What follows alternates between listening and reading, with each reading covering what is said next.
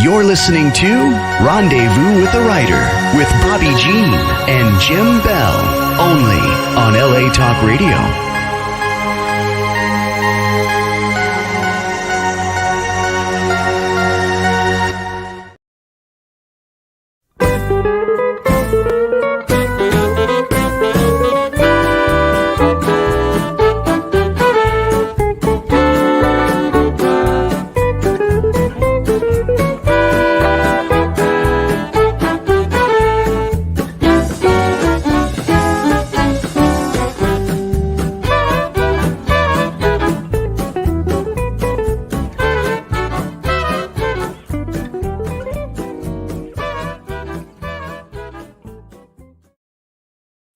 Welcome to Rendezvous with the Writer, where readers and writers meet, and story is everything.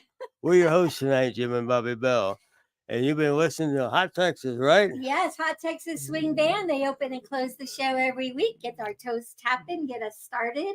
We're so delighted that you're joining us again this week. Maybe this is the first time, or maybe you come along regularly, or maybe you're catching this after the fact on YouTube or Facebook or Podbean, where all of our shows become available the day after they're live. And you know what? We need to say a happy birthday to somebody that we all know. Happy birthday? Yes. In fact, Bob Yoho, tonight's guest, RG Yoho, who's joining us right now, is a mutual friend of Jim Jones. Hello, Bob. Hello, RG. How are you? We're good. Good to be here. Great to have you with us. You know, our mutual friend, Jim Jones, Thank and we're you. going to talk about him in a moment. It's his birthday today.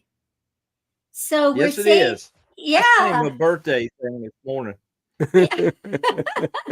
So he had wanted to be sure to let us know he'd be catching this on the podcast version, since I think he's having a special dinner tonight. So That's right. Now I remember. Yep. yeah.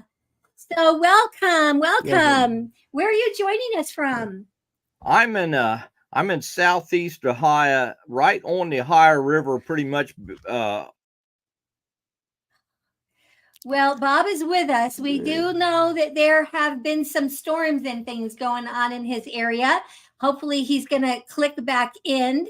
In the meantime, Jim, we're going to go ahead and introduce you, Bob. We lost you for just a moment. But Okay. No problem. Let's get him introduced. We're going to get you introduced. Okay, R.G. Yoho, Bob to his friends, is a West Virginia native with a passion for history and tales of the American West.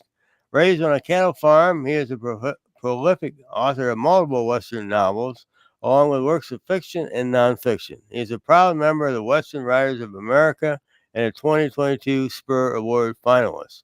Tonight, we'll be talking about two of his books, Bitter Water and The 9 Lives of Charles E. Lively, the deadliest man in the West Virginia-Colorado coal mine wars. Oh, we have enough here to talk about, don't we? Oh, my goodness. Welcome, Bob. Welcome. How are you? Good We're to see you, good. Bobbi Jean and Jim. We're happy to be here. We met you last year very briefly at Western Writers of America Conference, and I'm assuming we'll see you in Tulsa next month. Yes, I'm getting ready to go there. Probably just about a month and a half, I think it is now. I'm looking forward to going to Tulsa. Yeah, very good. And then we ran into him in Tucson. Tombstone, right? Tombstone and Tucson for those two great book events. Yeah, it was great to see you all there. I enjoyed talking to you. I'm looking forward to seeing you again, talking in person a little bit more. But I want to enjoy talking to you this evening. Yes, and we have a lot to talk about. One of the things that we'd love to have you tell us is a little bit more about how long have you been writing, a little bit about your writing background. Unlike a lot of people, I didn't start writing when I was a kid. If you'd told me in high school that I'd be writing books, I'd have probably laughed at you. And I kind of liked writing, but I never really thought of it as something I'd want to do in the future. I've probably been writing for about 35 years. I was an adult, married probably with kids before I started writing, and so I came to it rather late, but I really love it. We are going to talk about 2 books tonight. Bitter Water. This is a nail biter. We're going to talk about it in depth. And also a nonfiction in-depth study of a fascinating character. This is The 9 Lives of Charles E. Lively, the deadliest man in the West Virginia, Colorado coal mine war. But first, we're going to take a moment and talk about songwriting. I know that you recently collaborated. Does he write songs too? He does. He collaborated recently with Jim Jones.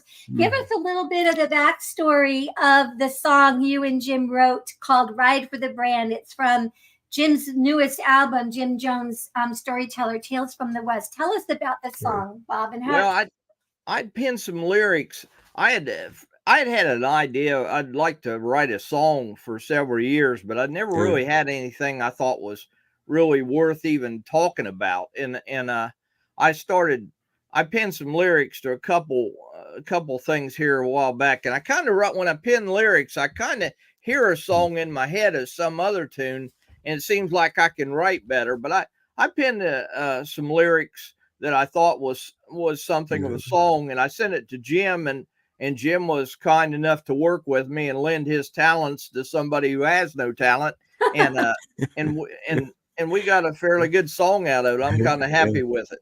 Yeah, you sure did.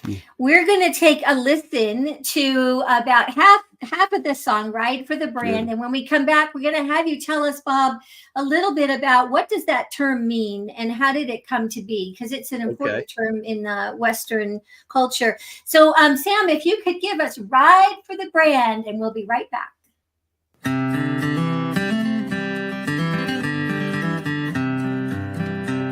It's out with the old in with the new. It's a crazy world, what's a cowboy to do? Try to make sense, but you don't understand what it means these days to ride for the brand. Things keep a-changing with all we've been through, and we're so far apart in our points of view. What happened to heroes in taking a stand? And what does it mean to ride for the brand? When you ride for the brand, you're true to your word, rounding up strays, protecting the herd. When trouble comes calling, you lend a hand, 'cause that's what you do when you ride for the brand. We got miscommunication, one big disconnect, 'cause no one wants to listen, show some respect. But news is mostly gossip, who can you believe? Too many politicians with trouble up their sleeve. People posting things they wouldn't say to your face. What happened to good manners? It's a disgrace. Everybody's talking, nobody understands just what it means to ride for the brand. When you ride for the brand, you're true to your word, rounding up strays, protecting the herd. When trouble comes calling, you lend a hand, 'cause that's what you do when you ride for the brand.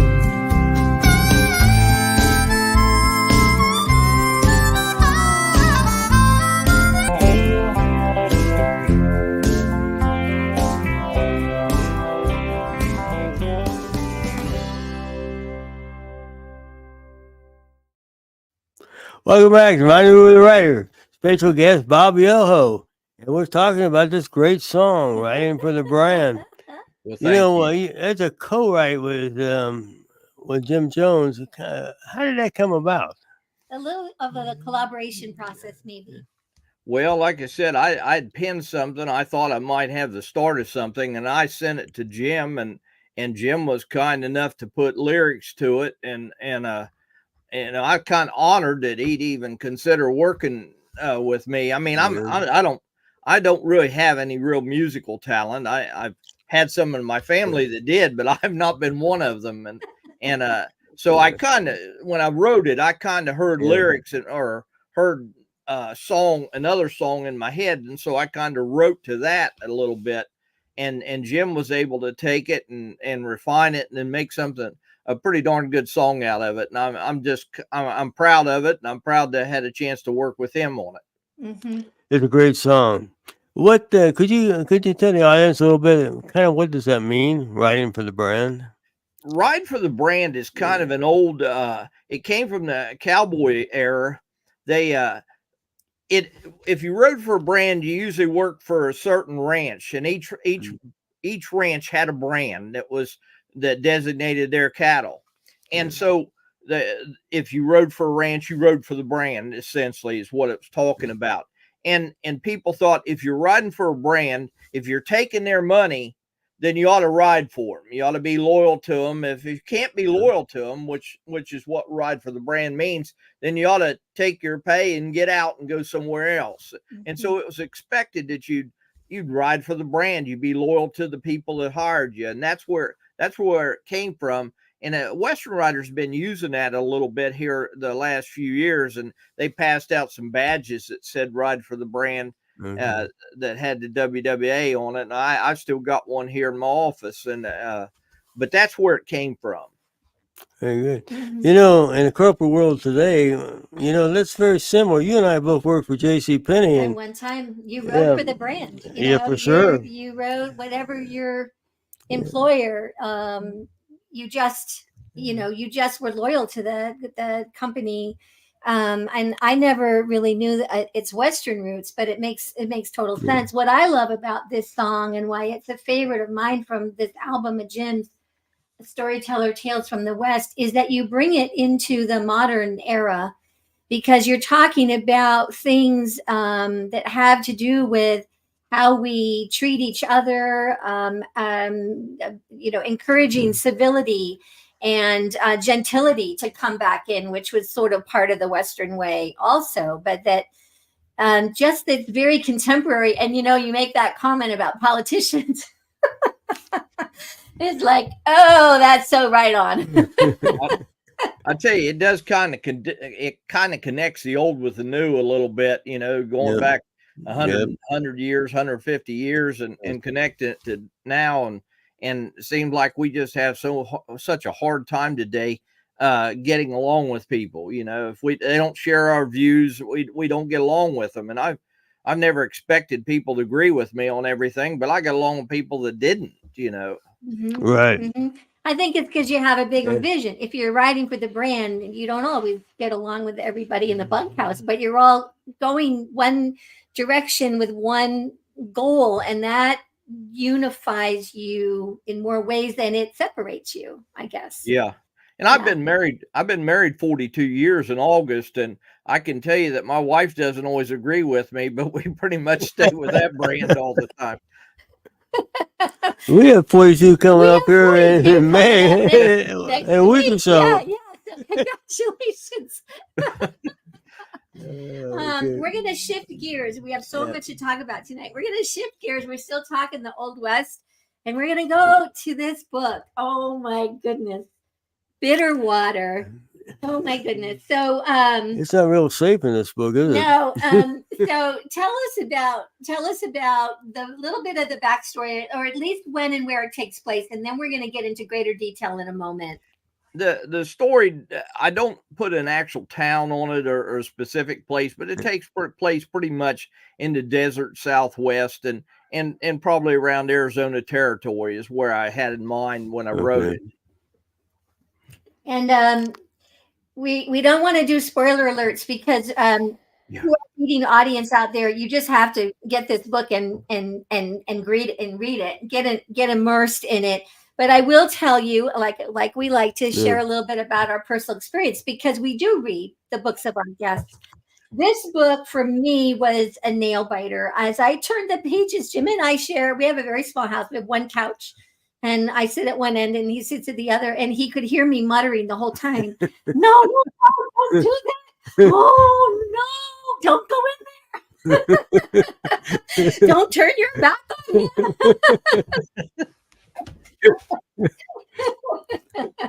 And so it is a really great story. It is a page-turning story. Well, thank you. Yeah. Did you want to make a comment about it before we go to the bookshop ad? And then when we come back, we're going to talk in greater detail. Okay, when we go to the bookshop ad. Okay. Yeah. Okay. So stay tuned. Here is a little spot that you can get all of RG Yoho Bob's books and all of the guests from Rendezvous with a Writer. It is our Out West Shop affiliate page of bookshop.org, and we'll be right back.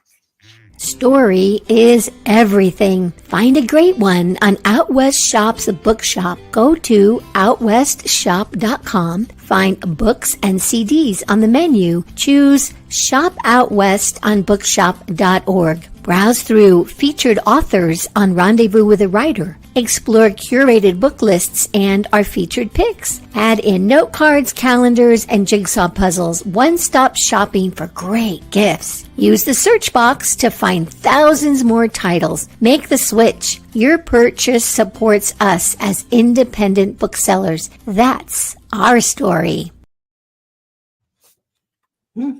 Welcome back to Rendezvous with a Writer. We're talking about our book here, Bitter Water. Which reminds me, I'm already needing a drink. Well, it's interesting. It's an interesting story because it starts out with people with different agendas, Oh yeah. and we all end up. Those agendas are still there, but we all have this common goal of we're gonna need some water real quick. We're in the desert and we don't know when we're gonna get our next water. Bob, where did the idea come from? For the book and the story. I was reading something about it. Well, it had to do with the West today. Was talking about their need for water and the issues they were having. Of course, water was an issue in the West 100 150 years ago. It's still an issue today. I mean, if you don't have water, you can't live, you can't raise cattle, you can't do much of anything. So I kind of thought of it, and I thought, this you got a bunch of people that everybody needs water, everybody has to have it, and so I thought, what happens if you put a bunch of different people together from different backgrounds, and they all are going to get water in some way or another, and they meet each other or have these interactions, and but they're all after the same goal. They have different things they're trying to achieve, but they all got to have water to stay alive and get to where they're going. Mm-hmm. Should we talk about a character too? Well, in a moment. First, we want to ask this question. So this is a high body count book. Jim started keeping track. Well, I was reading too fast to keep track, but we were talking. We talked about this book quite a bit, of course, as we've been saying. The Bobby would be talking about, this one got it, and this one got it. And I said, well, Bobby, do I need a calculator? What's going on here? But what is fascinating is, and this is my question for you as the author, it's a Western, and we are going to lose some characters. It's a given. And you, though, connect us, the reader, so quickly, and we are emotionally involved with each character so fast that even if this character happens to be, we just share a paragraph with them, we share a bit of the story with them, you make us have an immediate connection. So if that particular character, unfortunately, their story is done, in 7 sentences, we're connected. Bob, how do you do that as an author? That's a real skill. I'll tell you what, it's a tough thing to do, and I'm flattered that you think I do that well.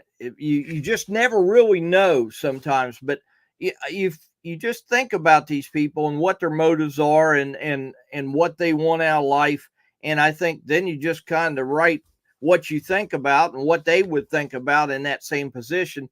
And it just kind of come to me sometimes. I wish there was a better answer for it, but you know, I'm real honored that you think that I do a good job of introducing these characters where you care about them, because that's the way you connect with the readers. And sometimes you just don't know how well you actually did on it until other people read your work. Do you want to ask that question you love to Yeah, ask? let's talk about Sarah a little bit. Kind of tell us about that lady.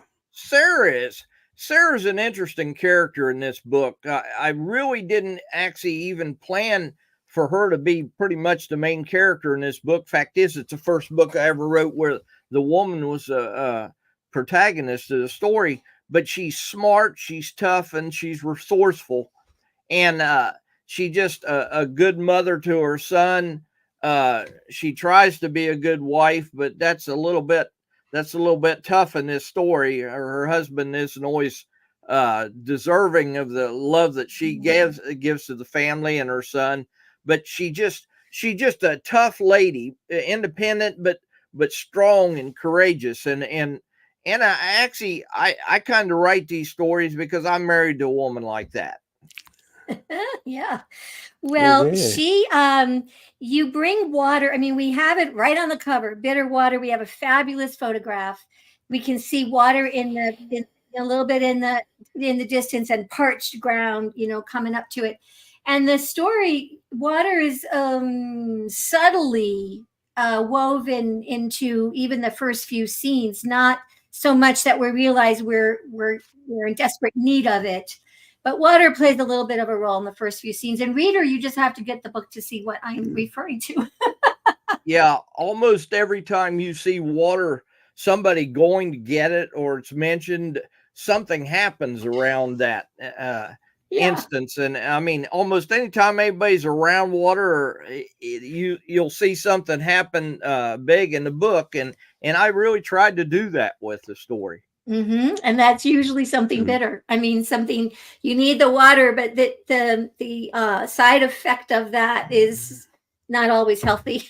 Yeah, we don't want to drink bitter water, but so many of the things in this book that happen, there's some bitter circumstances, sometimes that happen around it, and some of the characters in their pursuit of it have some bitter moments, shall we say? Yeah.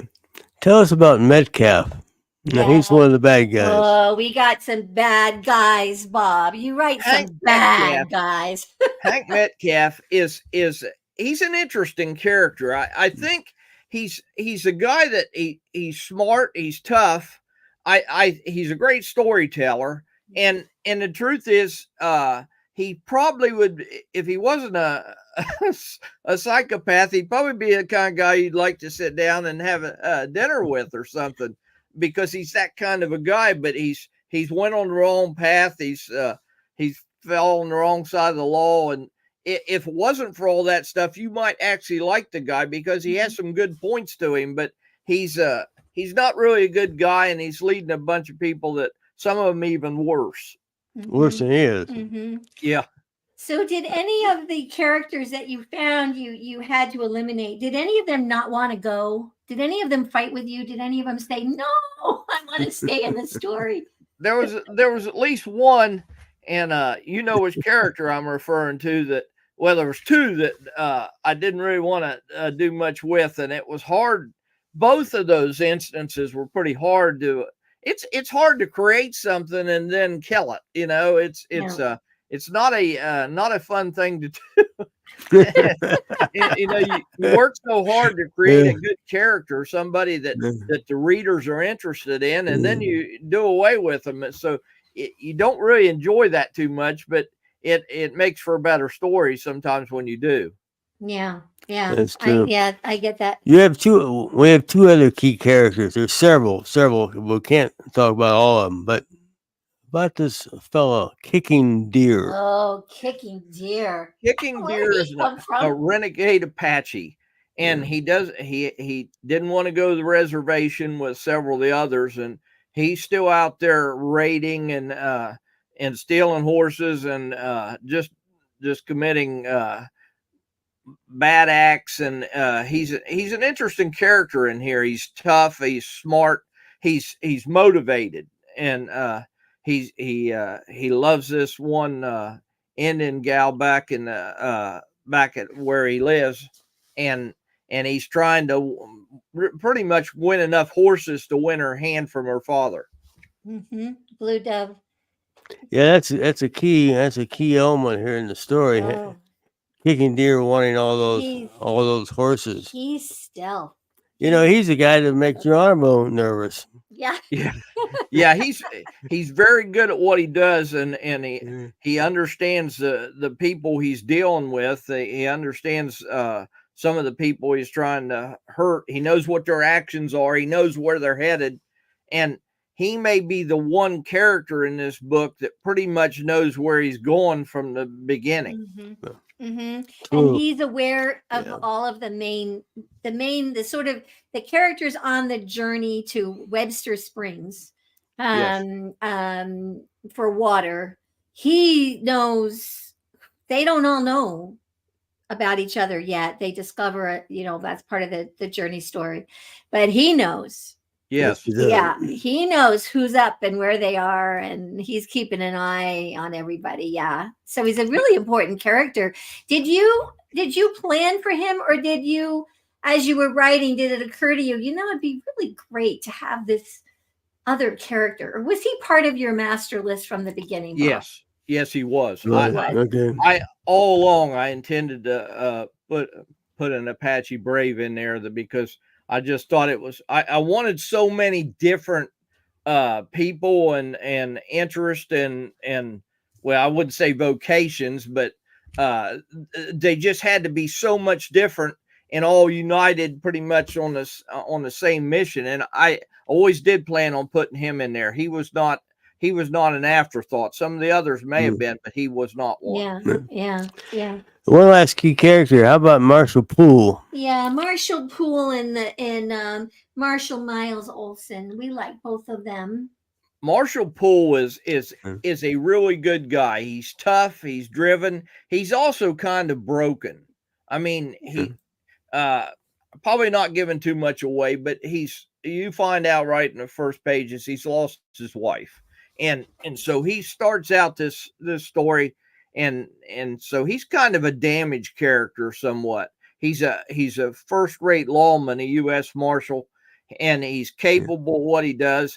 And then he teams up, and he's done it before with this town marshal, excuse me, named Miles Olson. And he's just a loyal, dependable. He's completely dedicated to his wife and his job, and he really is the one that really kind of starts the pursuit of these outlaws and kind of recruits Braxton Poole, the marshal, to help him. And so they team up, and they're pretty determined to find these outlaws, and their pursuit of him uses about every skill they have. We have talked about it, particularly you have talked about. We got something here about severe hydration and the effects of no water on your body and your mind. Gotta have some. It does a lot of things to you. I mean, and I tried to incorporate as many as I knew about in that book to where you see these different things, particularly if you know anything about it. I mean, it'll cause you muscle cramps and dizziness and fainting, weakness, dry skin. Your skin will get kind of leathery even after a while. It'll give you headaches. It'll cause you confusion. You can get delusional real easy when you're suffering from dehydration. And I tried to work that in there so you could see the characters experience this. And I hoped that I did a good job of. You did a great job there. Going through. Oh, yes, you did a great job. And everybody was impacted differently. And so, again, readers, we also like to learn. We like to be entertained, but we like to learn things too. Yeah. And so all of what you shared about that was so very interesting to me. And I did find that I had to go and start really drinking more water while I was reading this book. Usually when you're thirsty, you're way beyond where you needed some anyway. Yeah, Yeah. that's And true. I used to be a distance runner. I used to run half marathons, so I know a little bit about how important hydrating yourself and drinking enough water, how important that is. And I used to run a lot of them, and I've experienced dehydration. It's rough on you. Yeah. Is there going to be a sequel, Bob? The book is kind of left open ended. I can't reveal too much here, but it's kind of in a spot where it could be. And I don't know for sure that I'm going to. I've got 2 other books I've got to write right now, but I've got more time now since I retired Mhm. in January this year, and I'm having a lot of fun writing, and I can probably turn out a lot more work, and I may revisit this story again because I've definitely left an opening there. Yeah, you did. Yeah. We're talking with our featured guest, RG Yoho. If you were Googling him or wanting to find titles by his name or his website, we call him Bob. He's our friend. We're talking about the book Bitter Water, and we're going to shift gears in just a moment, and we're going to talk about another amazing book. Did you want to ask me a question? I did want to ask you a question. What's your question? How you get on the show? Oh, you get on the show. Well, that's a great question. And maybe as you're listening or watching, you're thinking the same thing. Hey, I want to be on with those fun folks. So here's what you do. It's very simple to just start the application kind of process. Just email me at Bobbi Jean Bell. That's Bobbi with an I at gmail.com. Or you can contact me through the Rendezvous with a Writer Facebook page, or my personal Facebook page, or the Instagram page for Rendezvous with a Writer. That you just want to reach out, and then we'll begin to have a little bit of dialogue to tell you about what we look for and what we have open and so forth. And it's pretty simple, right, Bob? It was pretty simple to get on the show. Yes, it was. I'm delighted to be here. We're so happy to have you. And we might also say that if you want a little advertising spot, you could reach out to Bobby the same way. Yeah. So if you're interested in having us give you a little spot about a book, a business, anything that you're interested in, we'd be happy to talk with you about that. Or if you just like to support us to keep us on the air, and you just like to send us a little something in the mail, just go ahead again and reach out to me at bobbijeanbell@gmail.com, and we would be delighted to have that conversation with you. So now we have this book here. So now we're going to talk about a really deadly guy and a real true guy. And this is Charles E. Lively. This is Bob's in-depth and totally non-fiction, totally historical book, The 9 Lives of Charles E. Lively, the deadliest man in the West Virginia and Colorado coal mine wars. Bob, this is I finished it today. I had been mostly all finished, but I realized that I had not read the last 2 chapters. I read them this afternoon. This is a riveting read. Tell us a little. How did you get started? What was it that inspired you? And then, who is this guy? I kind of first really learned about this guy watching and really became aware of a lot of the events that led to this story in a film called Mate One. It was a 1987 film by John Sayles.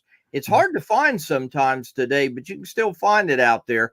It had Chris Cooper and it had James Earl Jones, so it had some big names in it. But it dealt specifically with a shootout in Mate One where 10 people were killed in the streets on May 19th, 1920. And the Charles Lively was working for the coal mine companies. He was a spy, and he was working for them back then, and he started as early as 1910. And I found out about it because of the story Mate One, and I got to reading more about the events there. And then I kept reading about Charles Lively's name coming up, everything you read about it. And then I got to digging and found out nobody ever written a story about him. So I kept researching him. And at one point, I actually wrote a fictional story where he was the main character. And then the more I learned about the man, the more I learned I couldn't make up a good a story as his life was. And he was born in West Virginia in 1887, around Charleston, West Virginia. And he's just a fascinating figure, probably a sociopath on top of all that. It was so very interesting to me as a reader because it really deals with a part of our history in this nation. So important, coal mining. You know, we think about gold mining and silver mining, and coal mining being so very, very important. And I've discovered, you know, I don't really know much about the coal mining industry or much about, for workers, what it was to be a coal miner, and then what led to these wars. Can you maybe just briefly set up a little bit about the coal miners and the coming of the Union and sort of what was generated there? Yeah, the coal miners, you know, you hear about strikes today, but strikes back, you know, and most of the time when you hear strikes today, it's usually people wanting more money. But back in those days when people were mining coal, a lot of them were working under real bad conditions, most dangerous conditions. And a lot of them died as a result of the work they were doing. So they were fighting for fewer hours. You know, they worked ungodly amount of hours in a day, and they were fighting for maybe less hours, more money, but also fighting for some safety features and things that that might save their lives. So they weren't just fighting about cash; they were fighting trying to keep themselves alive and feed their families and their kids. And the when they'd go on strike, a lot of the coal companies, the coal owners, would turn around there and throw them out of their company-owned housing, and the unions put them in tents. And in West Virginia and in Colorado, they went down there with machine guns. In West Virginia, they had a train called the Bull Moose Special. They had armed with machine guns, and they'd shoot inside the tents of the striking miners. And they imported those same guns that were used in West Virginia out to Colorado, and they attached them to a car, an armored car out there, and they fired into the tents out in Colorado. So they did the same thing both places.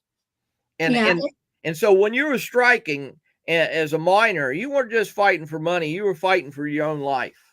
Yeah, it was interesting that the miners had to provide, like you just mentioned, housing was provided of a sort, but they had to provide for their work. They had to provide everything themselves, from, I think, even explosives if they were using, but everything they wore, you know, the company didn't provide any of that. The company did provide a red bandana, and I thought that was so interesting. Talk a little bit about the red bandanas and where the term basis of redneck. Well, you know, if you take a red bandana and you're bleeding and you cover it up with a red bandana, it just looks wet. It covers the blood. It's the only color that'll cover the blood. And it was mainly to keep people from seeing their own blood and going into shock. It was the one thing they provided to the miners. And there are some talk that they wore those, well, later when they went to battle, they wore those around their neck, and that's that red bandana. That's, some people believe that's where the term redneck came from. Yeah, that's fascinating. I never heard that story before. You know? I know. I read that aloud to you this afternoon. You did. I was like, what? Now, Charles E. Lively, and you do say the 9 lives of, he had many aliases, and he spelled his name differently. Tell us a little bit why you thought 9 lives. What's inspired? When Charles Lively was sending letters back to the Baldwin Felts Detective Agency, which he worked for, and they were contemporaries of the Pinkertons at the same time. When he'd send them letters of communications, he didn't want to write his name on it in case it fell into the wrong hands. So each agent, everybody that worked for the Baldwin Felts Detective Agency, these guys had their own numbers, and he was number 9. which is kind of where because he went by different aliases and identified himself as number 9. Fact is, we've seen those documents, and he turned around. That's the way he identified himself. He'd send these letters out like he was sending them to a girlfriend or somebody else, and they'd go to a post office box in a company store somewhere, and the Baldwin Phelps Detective Agency would pick them up. But he used that alias number 9 to hide his actual identity, because if he was discovered, the striking miners would have killed him. Yeah, because he was working undercover as a mine. I mean, he was a little like Metcalf that we were talking about. Yes. He could be charismatic in that people liked him and trusted him, and he was gathering intel, acting as though he was a miner, or he even started some of the mining, not chapters, unions. And so he had everybody bamboozled.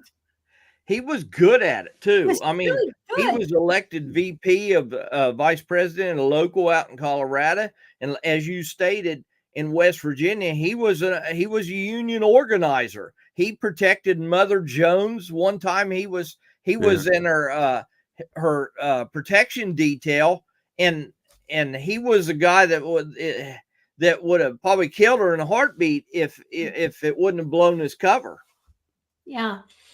Now you also have in the title The Deadliest Man. So do we know, is he actually responsible for the death of some, or was it his action of turning people in? Talk a little bit about his actual actions. Charles Lidley was deadly. And I mean, he was we read about gunmen, and I write stories that may have a hired gun or something, but he was an honest to good one that worked both sides of the Mississippi River. He shot a man in April of 1914, a striking miner in a saloon out in Levada, Colorado. And just so he could get in prison for the next 16 months and get information off of jailed miners while he was in a prison cell, just so he could pump that out through the crooked sheriff, and he took it back to Baldwin Phelps. And Lively also killed 2 people in the courthouse steps in Welch, West Virginia, on August 1st, 1921 at 10:30 in the morning, and he was acquitted in 51 minutes. Yeah, that's an astounding, that's just an astounding story. As the reader, you just kind of go like, what? Wait a minute. He's a great story. And reread, like, what? Wait a minute. What did I just read? This book is a very engaging read, and obviously very rich in resource material. Do you want to just talk a little bit about what you did to gather the intel to write this book? I probably got at least, and the publisher who published it for me told me I would probably never stop researching this guy now that I wrote this book. But the time I wrote it, I had about 12 years of research on this individual. He testified a couple times in public, so we had those public records. He testified in the trial. He also testified before the United States Senate in July of 1921, and so he did these things. And so I wanted to write about him long before I did, but I couldn't find enough to get a book out of it. And fortunately, they digitized a bunch of newspapers out west, and I was able to track him down, which gave me enough material to write a pretty good book. But there's still things about him I still can't learn. He was involved in a lot of states out there where I'm still searching try to find out what he did in a couple other states. You know, we're talking about he shoots a guy just to get in jail so he can get information on other fellows that are behind bars. You know, what kind of personality is this guy? How cold and calculating is he? Hey, he's calculating. I mean, I don't want to reveal the whole book, but it ain't really quite like revealing stories. This guy shot his own son. Yeah, I was just gonna say, I just was reading that today about Gordon, and then he's with his wife Icy for a long time, and yet and they have a lot of children, but we don't get a lot of scenes where they're actually together until the latter part of the book. And I thought that was like, how was he sending money home to her? I mean, how was that working out? I'm sure he was sending money home. I mean, he was getting paid well. He was, in those days, he was getting $225 a month just from Baldwin Felts Detective Agency. But apparently, in between his missions, he would come home and father another kid, and then he'd take off again. I mean, he doesn't show that he stayed home much. I mean, but he was home enough to have 9 kids. Yep. And you also did a lot of research with census records, military records. You were really trying to, he changed his name this time and he spelled it. Just fascinating, Bob. Did you find that it was hard to actually say, okay, enough with the research. I just have to start writing? Well, yeah, I actually, before I really felt like I was pretty much done with the research, I started writing a book. And since I was writing in a chronological order, I figured if I discovered something that was really critical later, I could go back and put it in that chapter, rewrite it. Yeah. Well, we have been chatting about this second book that we're talking about tonight of our Yoho's. This is The 9 Lives of Charles E. Lively, the deadliest man in the West Virginia, Colorado coal mine wars. And here on the cover is a really good picture of him. I'm looking at our time, Bob. My goodness, how it flew. So tell our listeners how and where they can find you. Well, I have a website, and you don't want to look under Bob Yoho because you probably won't find much out there. But my website is RGYoho, R's in Robert, G is in George, RGYoho.com. You can also find me on YouTube. If you type in RGYoho there, you can find out my YouTube channel as well. Yes. And what are you working on next? Can you share anything about what you've got coming? I actually just finished another manuscript yesterday. That it's about a kid that comes west on the orphan trains and actually winds up riding for the Pony Express. Oh, fabulous! Wow. That sounds interesting. Well, Jim, you have a couple quotes. We better get one of these quotes. Yeah, we're gonna go to our quotes.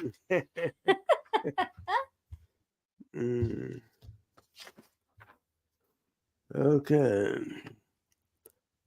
We have, this is from the opening lyrics of Bob Nolan, the famous Bob Nolan song, Cool Water. We thought we'd put this in. I kept listening. I kept hearing it the whole time I was reading Bitter Water. All day I faced the barren waste without the taste of water, cool water. Old Dan and I with throats burned dry and souls that cry for water, cool, clear water. And now from the book. From the book, Sarah. Yeah, from the book Bitter Water. Sarah picked up a small, smooth stone and placed it between her dry and cracking lips. She was skeptical of this ancient survival trick, but at least the prospects of relief offered some small measure of hope to her situation. Hope was a quality in short supply now, much like the water they needed. And then you have one more. Oh, no. Oh, maybe that one over there. Okay. Yeah, a lot of pages tonight, Bob.